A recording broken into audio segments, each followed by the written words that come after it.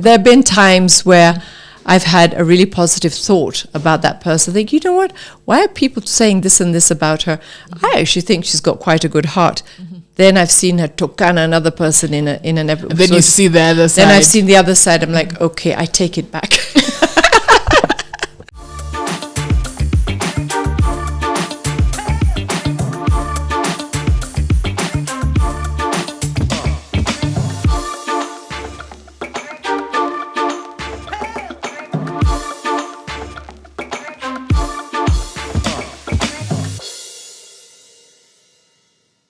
What's up, guys, and welcome to the show. My name is Chepto Ekboyo, and today we have Lisa Christoffersen, who is a reality star, the new title in her life, and she's also an art dealer, a rally driver, and an author, among other titles. Ebu Lisa, tuambie Wacha tuongeze kidogo. I'm also an interior designer and an African tribal arts specialist, because I believe that all of this beautiful art and culture around our country has a heritage that we've got to keep alive. It's our responsibility. So that's one of the things I do. And as you just mentioned, yes, I'm an author. I've written 2 fabulous guidebooks, comprehensive guidebooks on Kenya. And during COVID, I wrote a children's storybook called A Monkey's Wedding. What happens in Africa where the sun shines and then it rains at the same time. So before we start getting into all those titles, give us a short background about yourself. Lisa, my name stands for Life is So Amazing. Damn! Right on. And life is amazing. It's how we portray each day and the gratitude we extend. So born and raised on the foothills of Mount Kilimanjaro. Spent the first 10 years of my life in Tanzania. Sababu hiyo Kiswahili yangu ile sanifu sana. Sana kabisa. 12 years in Denmark and many years then now in Kenya, which is home to me now.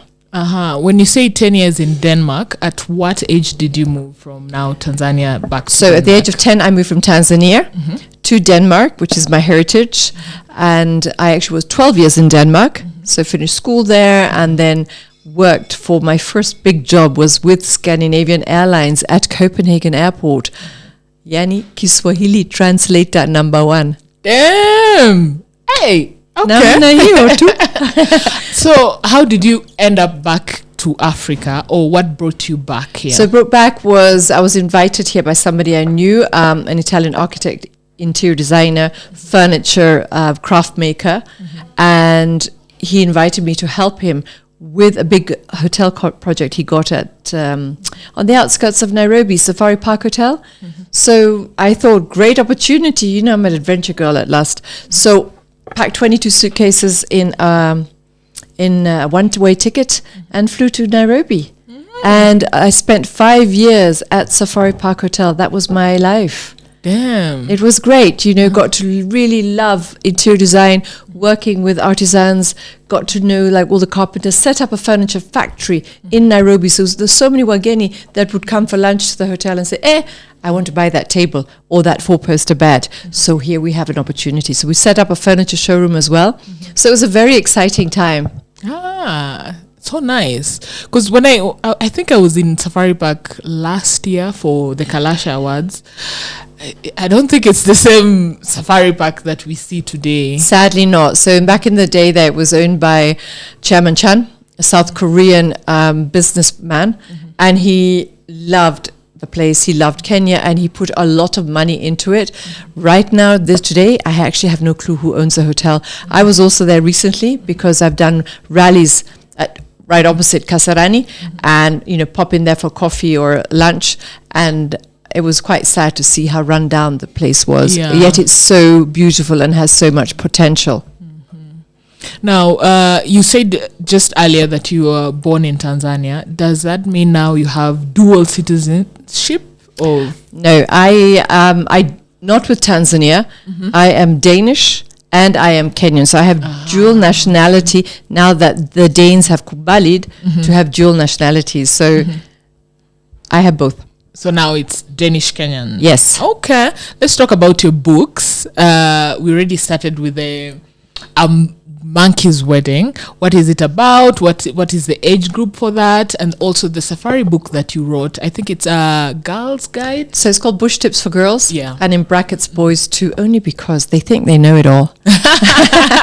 So my passion is the bush, safari life, adventure, and our country has everything to offer. Yeah. But I also realize the Kenyans actually do not know their own country. As soon as they've got disposable income, they jump on a plane to Dubai or Cape Town or London, Paris, New York. So we're saying, hey guys, Twende Tokana, Suguta Valley. You know, there's so many places. So I realized that writing a guidebook, showcasing everything from the volcanoes to the islands to the lakes, the rivers, the desert that we have, everything, and how to get there and who to contact. And I contacted all the specialists. If you want to climb Mount Kenya, this is the Mount Kenya. This is the mountain club that you can get information from. If you want to go biking around on a motorbike, these are the specialists. So everybody has contributed with their knowledge, which is fantastic. And each book has a foldable map of Kenya, distance charts, and all the relevant contact information. And most importantly, especially to the women out there, because we go bush, we don't look bush. So packing list, you know, we like to dress up in the evenings, you know, look glamorous. And that's how it should always be. Ah, cool. I checked your LinkedIn account and I saw that you're also a safari guide. Now, do you do it for specific tailored kind of safaris? I can just walk in and say, I want Lisa. If available, yes. So I design beautiful safaris, bespoke luxury safaris with private planes or helicopters throughout our country, Kenya. In fact, I'm heading out on safari tomorrow to one of my favorite places in Masai Mara, which is Kotta's luxury camp, the 1920s camp, which is right in the southern part of Masai Mara, overlooking Serengeti. And why I love Kotta's, which almost feels home away from home, they have some of the top qualified driver guides. And Kenya, many years ago, started the Kenya Professional Guides Association. And I think also the Kottas were part of the safari guides then. Yeah, absolutely. So they're 5 generations. But what is nice is that these guides are silver or gold guides. So you start at bronze, you've got to sit for an exam. A couple of years later, you can upgrade to silver, then gold. So they have some of the top gold guides, driver guides. So not only learning driver etiquette, how to get out of a muddy situation, clients in and out, you know, of a vehicle. There's a lot to go with that. And some of the most wonderful guides when we do walking safaris. So we do a lot of walking with hunter-gatherers. There's Letilet, who is a Maasai Ndorobo, who is amazing. So a book was written about Letilet and the culture and the heritage and stories of a hunter-gatherer. What is a hunter-gatherer? So we walk with Letilet, yeah? And he teaches us all about miti ya shamba. What this is good for. He cuts a little bit of mushwaki and we've all got our bush toothbrush. It's fantastic. Those of us who love to run in the morning, we run with warriors from camp to the airstrip, 10 kilometers. Yeah. We get welcomed back with a glass of champagne. Hey, kuna style hapo. Even me, I would like to go for that, Karan. And the most exciting part of being at Kotta's is the waterfalls. So there's this magical place in Sand River where the waterfall just goes and we swim in the river. So we could say we have swum in Masai Mara. It's a whole experience. It is. And you know what I always say?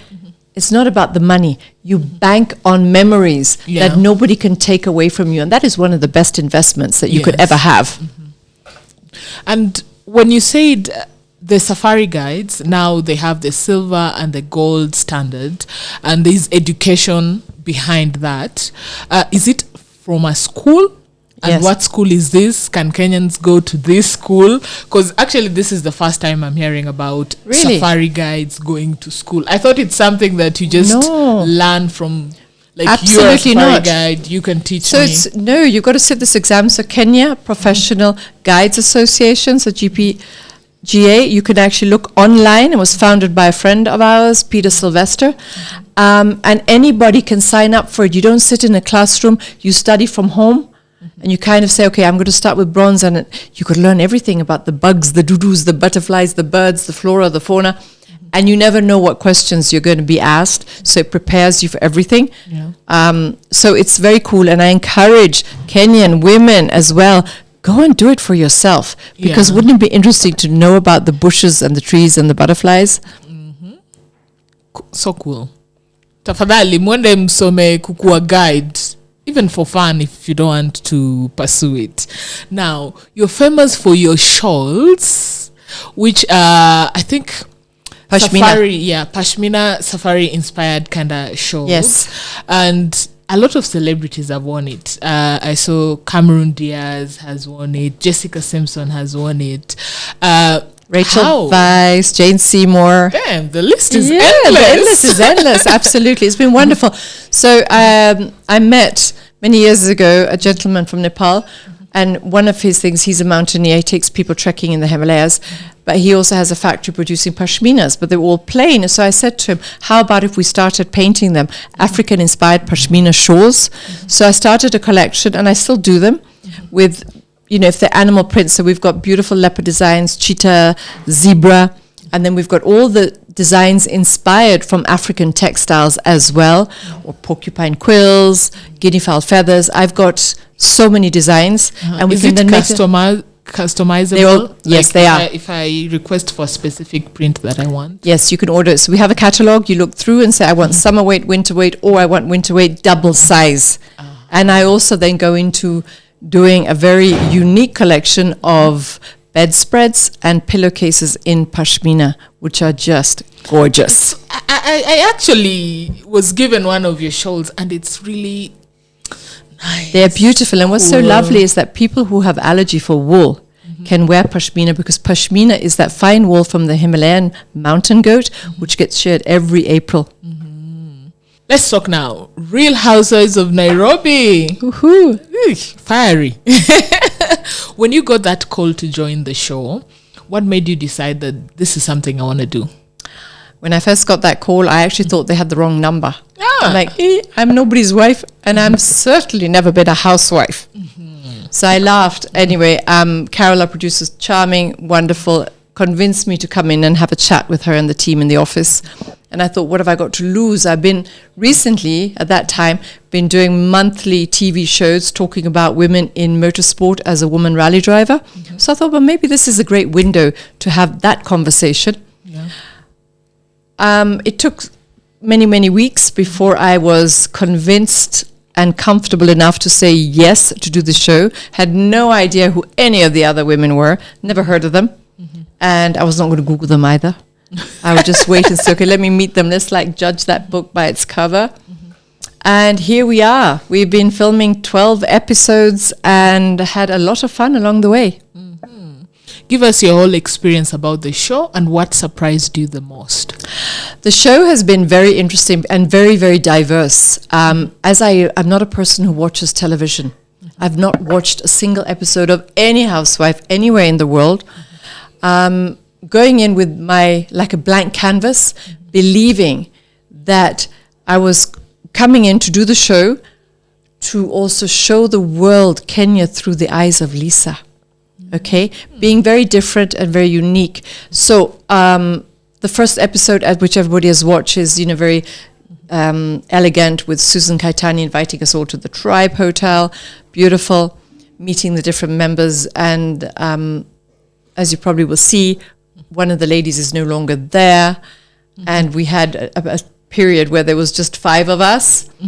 So getting to know these different women, different backgrounds, different agendas, and how much of it is real and how much of it is fake. Yeah, where I've tried to keep my world as real as possible. Hence the reason in episode 2, I took the women, let's get down dirty and go rallying in Machakos. Yani, none of these women have been to Machakos. Embarrassing. I think some of them have been. They just didn't want to acknowledge they have been there. They should be proud. It's setting some kind of a footprint that, yes, I have been there. Yeah. We're trying to show Kenya. An hour from 40 minutes now with the express highway. So that was a lot of fun, and a lot more of what I'm showcasing is interesting and completely it's never been done before. Nobody's seen anything. So the 12 episodes have been super interesting. Yes, there is drama. Nothing is, there is no script. So it's just, here 5-6 women put in together a room, aya endelea tu. Yeah. Figure out as you go. And there have been times where I've had a really positive thought about that person. I think, you know what? Why are people saying this and this about her? I actually think she's got quite a good heart. Then I've seen her tokana another person in an episode. Then you see the other side. Then I've seen the other side. I'm like, okay, I take it back.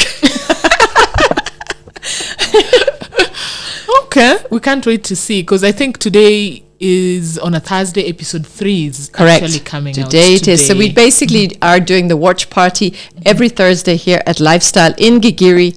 As soon as it's dark, normally around 7:30 p.m., we start. Whether you're here or not, we are starting. So it runs 7 to 8 p.m. 8:30 p.m. Yeah. Is there a cover charge, or anyone can walk in? No, there's no cover charge. So because of my relationship with Whitecap Chris, they're sponsoring me in rallies. They have, EABL have very, very kindly come on board and are sponsoring the evening here. So the welcome drink is either a Whitecap Crisp, a Tusker Malt, or a Tanqueray Gin. And it's a beautiful setup. Homeboys are providing the screen and the sound system.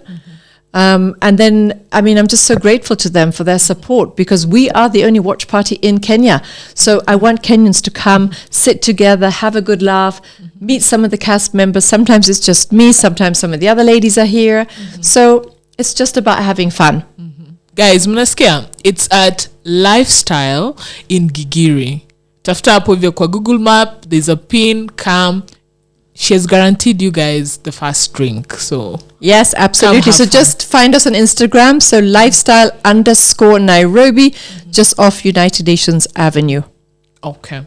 Now back to the show. On the show, you talk about having 2 kids, Zach and Savannah. How does it feel being an empty nester now that they're all gone or bloomed out of the house?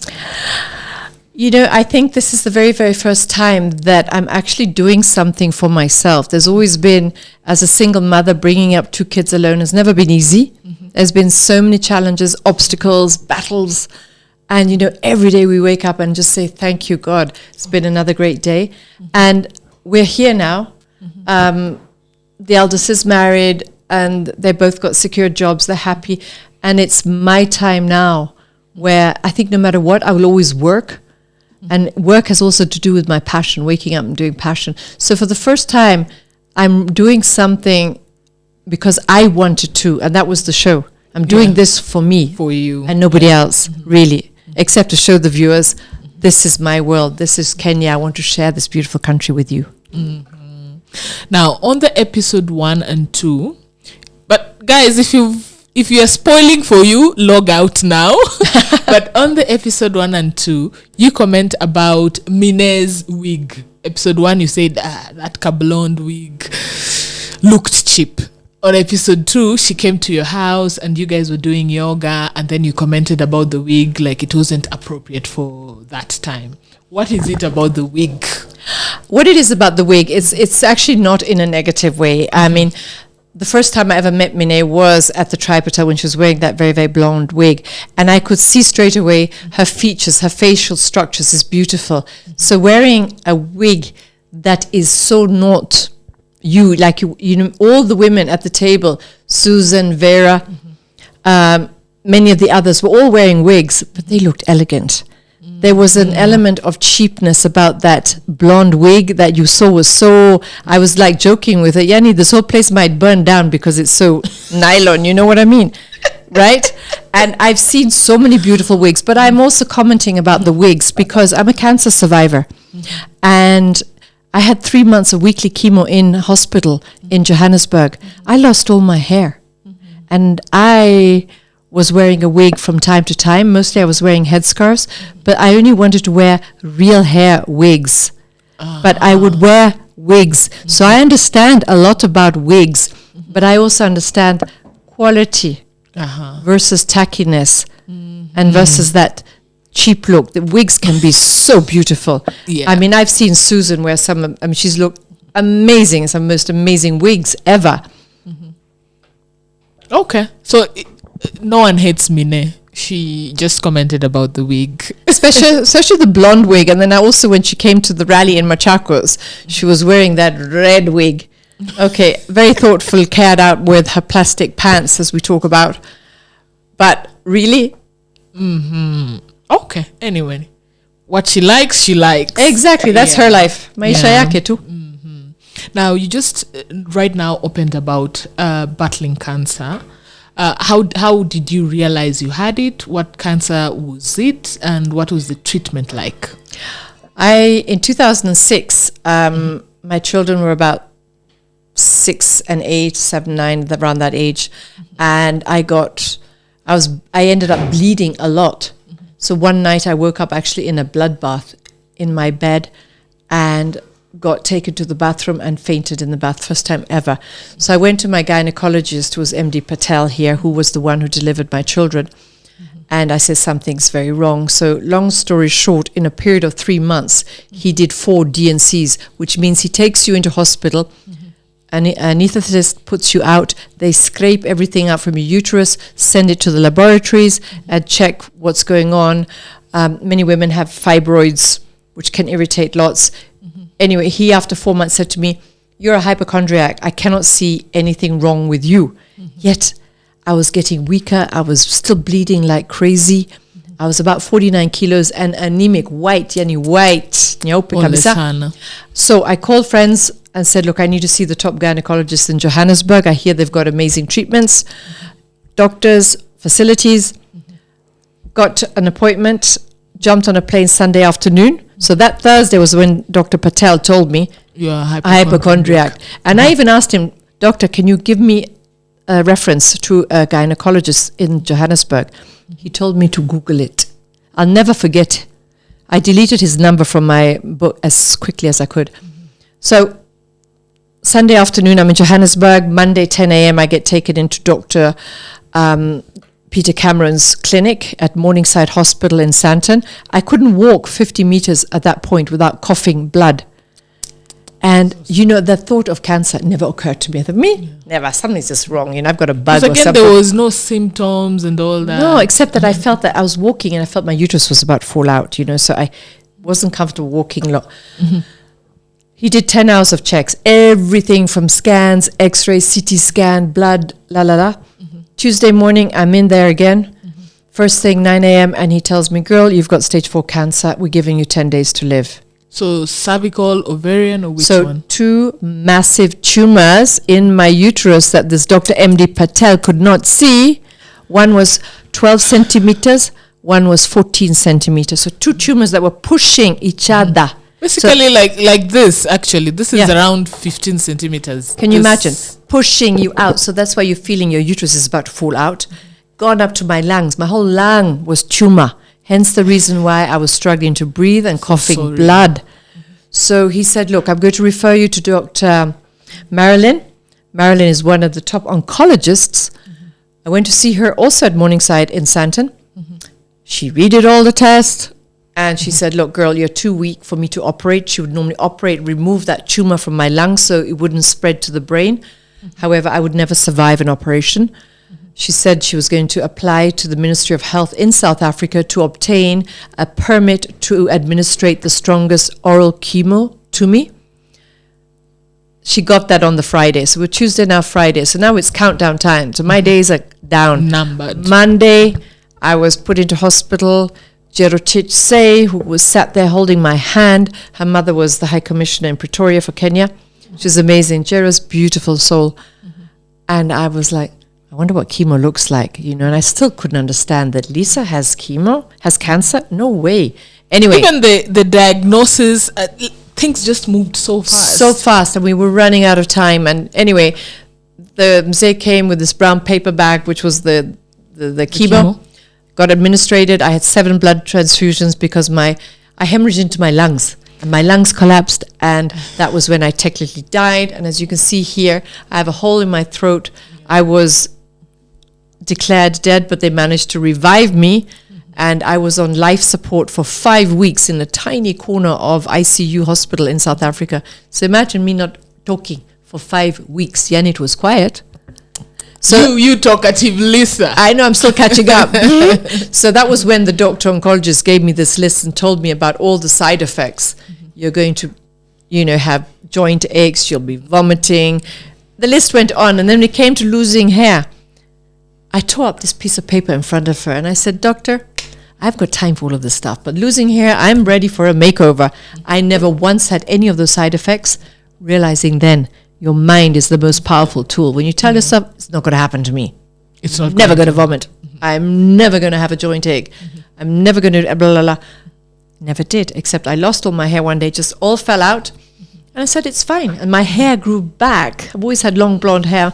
My hair grew black. I can even see it here. It's so dark. Full. So full, but it grew back black, thick and curly.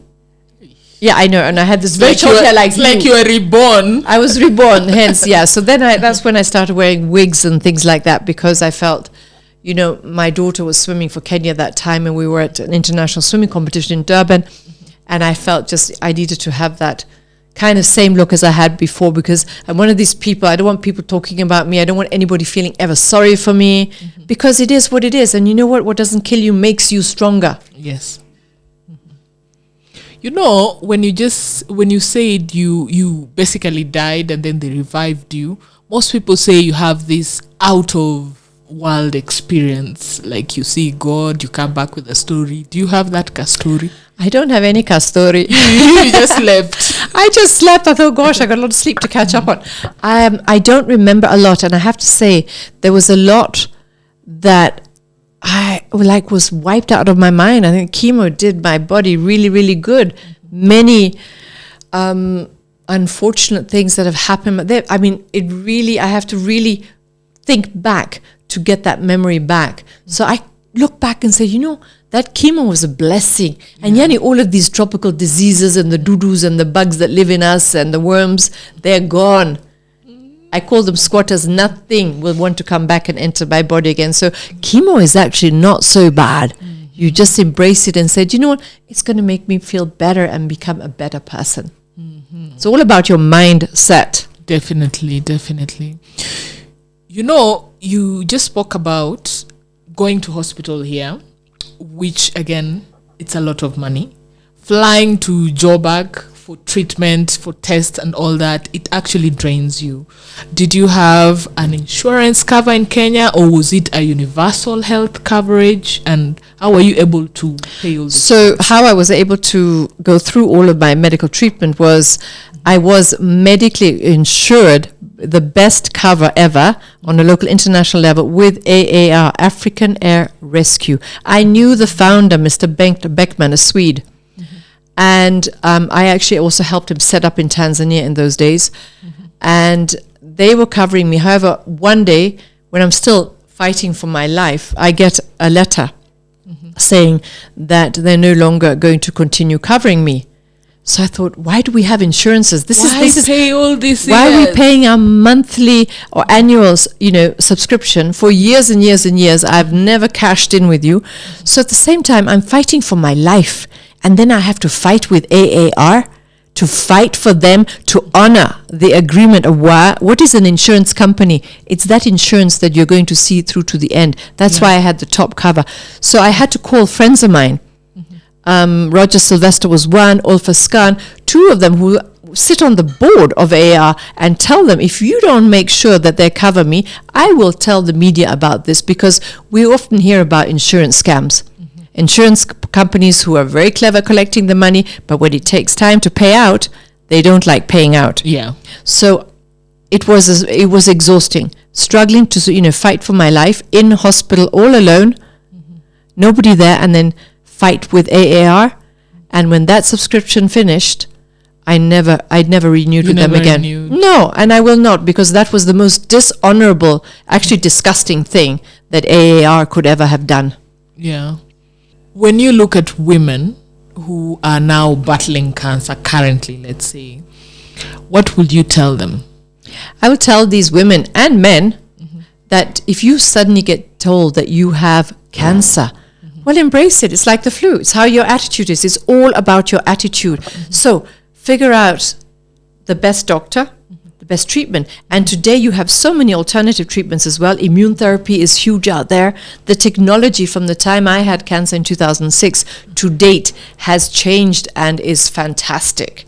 I have many friends who are diagnosed with cancer, and they come to me and said, you know what, your attitude, we've kicked in. And just tell them, get on with it, because I've got places to go, things to do, well, to travel. Family to enjoy with. Yes. So you never, ever, your attitude is the most powerful tool. You've got that inner strength. Find it and fight it as a warrioress. You're truly a fighter. Yes, I am. During the launch of Real Housewives of Nairobi, you checked in with a rally car.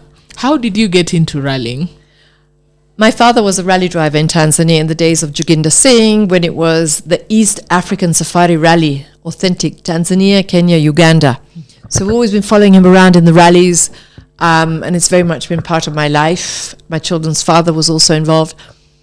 And it was about 3 years ago, I was invited by the former CS of Sports, Amina Mohammed, who's a personal friend. She just said, come, let's fly to Naivasha, the last leg of WRC, and watch the rally with the family. So we did. And we're standing there watching the cars, and I said to Waziri, wapi wanawake? The only wanawake I'm seeing are the ones jumping up and down on the side of the road as cheerleaders. Cheering. I said, I'm going to start the first ever all-women safari rally. And Waziri turned to me and said, we're going to call it the Lioness. That night, the Lioness Safari Rally was born. I made calls. A lot of the men in the safari rally world said to me, what is it you're trying to do here?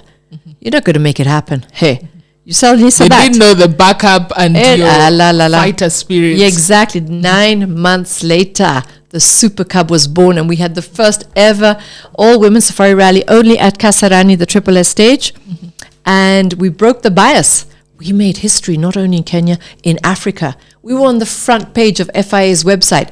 Never before. Putting Kenya on the map again. Yeah. So we're looking for support out there now so we can pursue the rallying career. I want to drive in this year's WRC. So I'm looking for sponsors. Sponsors. Umesikia? Kujeni. We are a billboard on wheels. Yes, by the way. Now, last year, I saw you guys qualified for another rally circuit in USA. Did you guys go, and how was it? So we did qualify. I was introduced to an American electric car called the Rivian. And I got to chat with these women who were preparing for this all-women-only rally in America. And they reached out to me and said, can we have a Zoom with all of these 10 women driving 2 Rivian cars? And they asked me, how did you do it? How did you do your own rally? Women only, navigation skills, la, la, la. So we had a Zoom call. It was really interesting. And then I'm saying, but I want to drive in the Rebel Rally. So the plan was, as the brand ambassador of Mobius, that the Mobius would send me across to America in a Mobius. Yeah. Kenya Airways would pay for our tickets. We got that sponsored. We did a fundraiser gala dinner at the Movenpick Hotel. However, the obstacle that we faced was the time to get a visa. We could not get our American visas traveling as a Kenyan team of 4 without knowing that we had the funds to pay the entry. So there was a lot of obstacles and a lot of things involved. The main thing was the delay to get the visas. However, we now have our 5-year visas. So we're hoping that we can then be able to enter the Rebel Rally this year, which takes place in October in the Nevada, California desert. And it's a 10-day rally, women only, women navigators in 4x4s. Talking about your navigator is also Kenyan. What's her name? Pauline Shegu. How did you guys link up and decide we are going to work together? When I was working on putting the Lioness Rally together, a fabulous lady had reached out to me, Elizabeth Rogo, the daughter of the famous one and only Oreo Rogo Manduli, who was a famous rally driver. And Liz has become a good friend.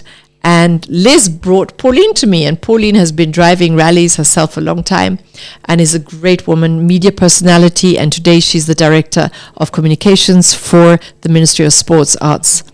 And we get on very, very well. And I brought Pauline, I've started driving in 4x4 championships, and I've brought Pauline into driving in 4x4s as well, which is all about strategy, not about speed. It's about getting from A to B, completing a course. So she drives in beginner, I navigate her. I drive in intermediate, she navigates me. Does Liz also compete? Liz does not compete, no. Liz does not, but she's a supporter. She was also a big supporter at our fundraiser. She's always there for us. She really wants to encourage us because it's keeping the spirit of her mother alive. We want to see more women participate in motorsport, because I do it as more of a woman empowerment, where women, young women, taking control, steering in the way that you want to go with your life, metaphorically, right? I mean, we have so many obstacles in life. We have bumps, sometimes slow us down, triple caution hurdles, slow us further down. But we always get through to the end. I always say, if you look on the Kenyan roads, how many women drivers are there out there? Many. Going to work, taking kids to and from school, shopping. If we remove all the women from the roads, our economy will literally stop. Yeah. So is there a mentorship program? Like, if I want to be a rally driver, and what do I need to have or do? There is no mentorship program right now. However, we're looking at that. We want to put one together. We also hope that together with some of the clubs and the ministry, that there can be a motorsports academy where young girls can be taught to drive, starting from youth, driving in buggies until they're of age to have a valid driving license. At the age of 18, they can then upgrade to become a rally driver or a navigator, or a 4x4 driver. Yeah. So there are all those different things that we want to try and put together. There is the land at Kasarani, so we just need the formula to be set. Yeah. And do you also compete in events like Rhino Charge and all that, or was it specifically just we really want to enter into the Rhino Charge if possible, which is the beginning of June. However, it all depends if we're able to get a vehicle. We have the team of women, so there's a team of 6 women ready. It's just the vehicle and then getting the money. But my real priority right now is to enter WRC as the only female team ever. So female driver, female navigator. And Waziri Ababu really is very supportive. So it's just the sponsors that we have written to, and I think they know who they are. We're just waiting for them to say, yes, ladies, we will support you. And, they get huge brand visibility on all our social media platforms. And the car can get branded as well, our helmets, our gear. And of course, we talk about our sponsors with gratitude in all the interviews that we do as well. So it'd be huge for Kenya. Last year, there were over 850 million viewers watching WRC. It's huge. So, come on, guys, support us so we can increase the viewers. Yeah, please. Reply to her email. Yes, absolutely. Find me on Instagram. Back to the show. How has been the response so far, and what do people keep on telling you about now, Real Housewives? I find the response has been fantastic. It's been super exciting for Kenyans in general, especially women. I go into a shopping mall and they're like, "Hi, Queen. We watch you on TV." It's really, and they're all very excited. Many people have said to me, and somebody actually this morning in the gym, she said, "Wow, I didn't realize that you were one of them." I said, "One of who?" I like to ask those questions, get it out. Who? One of the housewives. I'm like, yeah, it's so exciting. She's like, "You're just so down to earth." People call me the peacemaker as well. And this is only, like I said, they've only watched episode 2, so there's a lot more. Is there a feisty fighter? Watch the show. Usiulize sana. Hapana, usiulize sana. The other thing as well that has been super exciting is that last week, Carol from the DNR production, who's been absolutely fantastic, came here on Thursday last week and said, "Lisa, the show is trending #1 in Africa." That is, I'm sorry, Lagos. I'm sorry, Abuja. Cape Town, Johannesburg, Durban, Nairobi. Here we come. We've taken Africa by storm. Yes. I think the only housewives giving Nairobi competition could be Durban. No. I've watched all of them, and I'm being biased because I like Durban and I like Nairobi. So those are the only 2. But according to the stats, I mean, they're looking at the stats and the likes and the viewers.